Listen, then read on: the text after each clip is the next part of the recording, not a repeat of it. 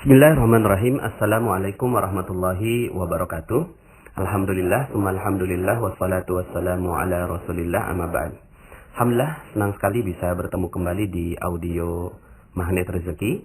Semoga saya doakan para member channel Telegram ini mendapatkan keberkahan dari Allah Subhanahu wa Ta'ala. Dan saya senang sekali ketika membaca dan mendapatkan banyak sekali testimoni-testimoni Anda semua yang kehidupannya makin berkualitas, makin berkah, makin berlimpah, dan makin dahsyat, makin mendapatkan rezeki yang luar biasa dari Allah Subhanahu wa Ta'ala. Kita doakan semoga seluruh member-member dari channel Telegram ini juga mendapatkan keberkahan yang sama dan bahkan lebih dari itu. Oke Bapak Ibu, saya sudah berjanji ingin menyampaikan tentang ilmu Garputala, dan ilmu ini dahsyat sekali. Saya ketika mendapatkan ilmu ini seperti mendapatkan anugerah yang luar biasa, dan akhirnya saya selama ini hidup dengan ilmu Garputala ini, ya. Oke Bapak Ibu, sebelum saya sampaikan tentang ilmu Garputala, saya ingin bercerita dulu, ya. Waktu itu ada seorang ibu yang BBM saya. Assalamualaikum Ustadz, saya udah nggak mau hidup lagi. Kaget saya mendapatkan BBM seperti itu. Belum pernah saya mendapatkan BBM yang seperti itu. Ya palingan SMS aja, mama tolong kirimin pulsa begitu ya. Kalau yang kayak gitu responnya gampang. Tapi kalau ada orang mau bunuh diri, menghubungi saya, ya saya juga nggak ngerti apa yang ada dalam pikirannya sang ibu, ya. Ustadz, saya udah nggak mau hidup lagi. Akhirnya saya coba tanya balik, ibu ada apa, ya.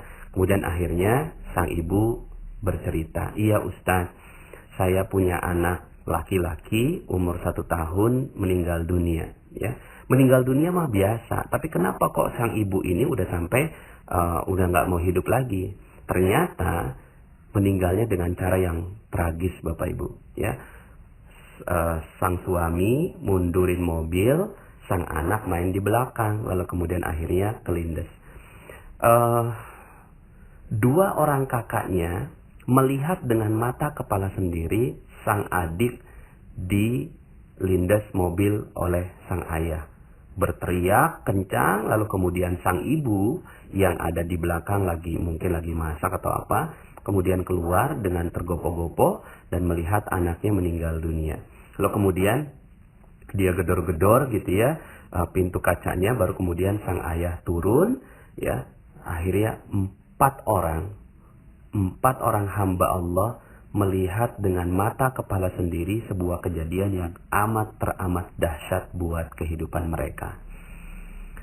Sampai akhirnya ya saya merasa wah pantas aja kalau mereka ini, kalau sang ibu ini selalu terhantui gitu ya, terhantui dengan pikirannya. Nah, kalau Anda mungkin sudah dengarkan materi saya tentang jeruk nipis, ini jeruk nipisnya udah bukan jeruk nipis lagi Bapak Ibu ya. Jeruk nipisnya udah mungkin ratusan puluhan gitu tertetesi di seluruh tubuhnya. Ya, ketika membayangkan misalnya disebutkan nama anaknya saja, saya bisa bayangkan betapa traumatiknya luar biasa. Nah, pada saat itu saya juga kebingungan Bapak Ibu ya. Dan waktu itu posisinya sang ibu ada di sebuah kota yang jauh dari saya ya. Kemudian saya ada di Depok gitu. Terus kalau seandainya itu orang ada di depan saya, mungkin saya bisa langsung nasihati secara live gitu ya.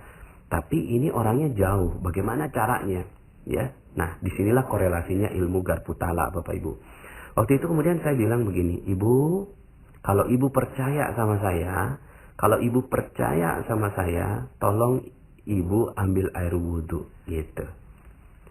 Akhirnya alhamdulillah dia percaya sama saya, dia ambil air wudhu. Saya pun mengambil air wudhu juga gitu ya, untuk menyamakan energinya. Nah, jadi di sini korelasi ilmu Garputala ya. Nanti saya jelaskan tentang Garputala ya. Nah, kemudian Bapak Ibu, ternyata sang ibu ini respon.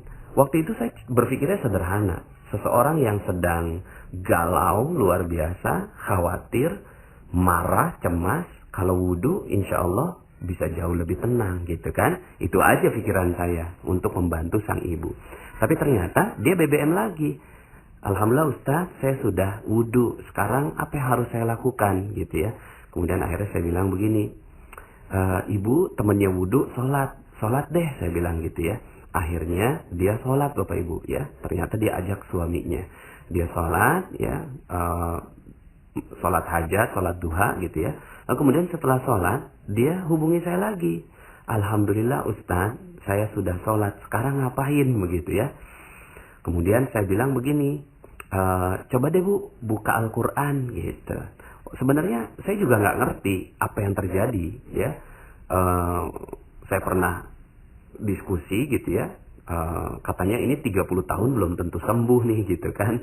Karena depresinya luar biasa gitu ya. Ya saya apalah saya gitu ya. Bukan siapa-siapa.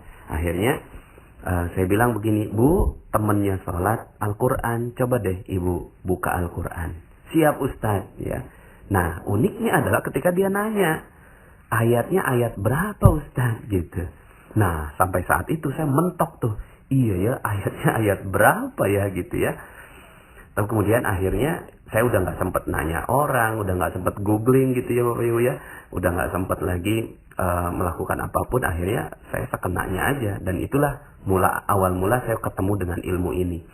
Kemudian saya bilang begini, Bu, buka aja sekenanya ya, buka aja sekenanya Al-Quran. Yang pertama tertumbuk di mata, yang pertama kali terlihat di mata, itulah jawabannya insya Allah. Saya bilang begitu, pede aja saya yakin gitu ya, karena takutnya orang yang ada di ujung BBM saya nih udah mau bunuh diri gitu ya, saya takutnya begitu ya.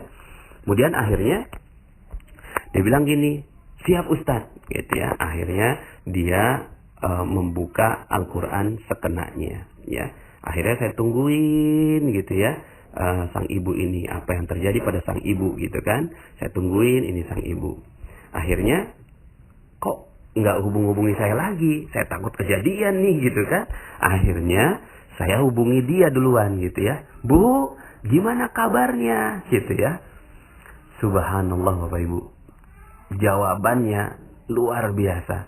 Jawabannya begini, Alhamdulillah, terima kasih Pak Nas, terima kasih Ustadz atas tausiahnya, atas nasihatnya. Padahal saya belum ngasih nasihat apa-apa. Saya baru bilang kalau udah ketemu itu Al-Qurannya kita bahas sama-sama begitu ya. Tapi dia udah sembuh duluan gitu ya. Akhirnya dia datang ke rumah orang tuanya, datang ke rumah mertuanya, selesai, dan setahun berikutnya diganti lagi anak yang keempat dan laki-laki lagi gitu ya. Sembuh Bapak Ibu. Hanya dengan seperti itu dia sembuh. Luar biasa. Akhirnya yang saya coba tanyakan adalah, Bu, ya, itu ayatnya ayat berapa gitu. Itu yang bikin saya penasaran, kok bisa hanya dengan begitu itu dia bisa sembuh. Ternyata dia membuka 2 tempat, tapi yang saya ingat 1 Bapak Ibu, yaitu surat 18 ayat 4 ya. Bunyinya begini, wa yunziral ladzina qalu ittakhadallahu walada. Dan ayat ini turun untuk memperingatkan kepada orang yang berkata bahwa Allah mengambil seorang anak. Kaget dia ya ketika membaca ayat itu. Saya juga kaget luar biasa, merinding sekali. Kok bisa ngepas ayatnya? Kok bisa ngepas seperti apa yang ada di kepalanya dia? Ternyata di kepalanya dia tuh dia menuduh Allah, ya Allah, kenapa kau ambil anakku? Kenapa kau ambil yang laki-laki? Kenapa kau ambil dengan cara yang tragis? Kenapa kau ambil sekarang? Dan seterusnya. Di kepalanya dia menuduh bahwa Allah mengambil seorang anak, mengambil anaknya dia, gitu ya. Lalu kemudian